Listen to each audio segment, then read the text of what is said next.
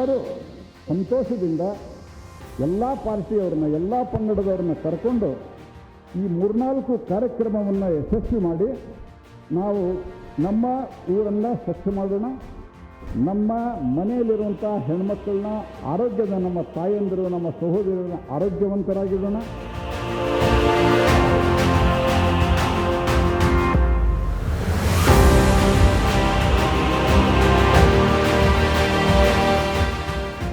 ಭಾರತ ಈಗ ಜಗತ್ತಿನಾಗ 4ನೇ ನಂಬರ್ ಅದ, ಅದು 1ನೇ ನಂಬರ್ ಆಗ್ತದೆ. 1ನೇ ನಂಬರ್ ಆದಾಗ ಈಗೇನು 25 ಕೋಟಿ ಜನ ಬಡತನದಿಂದ ಹೊರಗೆ ಬಂದಿದ್ದಾರೆ ಅಂತ ಹೇಳಿ ಜಾಗತಿಕ ಸಂಸ್ಥೆಗಳು ಹೇಳ್ತಾ ಇದ್ದಾವಲ್ಲ, ಅಧ್ಯಯನ ಮಾಡಿ ಅದು ಮುಂದಿನ ದಿವಸದಲ್ಲಿ ಎಲ್ಲರಿಗೂ ಒಂದು ಒಳ್ಳೆಯ ರೀತಿಯ ಜೀವನವನ್ನು ನಡೆಸುವಂಥ ವ್ಯವಸ್ಥೆಯನ್ನು ಮಾಡಲಿಕ್ಕೆ ನಮ್ಮ ಪ್ರಧಾನಮಂತ್ರಿಗಳು ಬದ್ಧರಿದ್ದಾರೆ.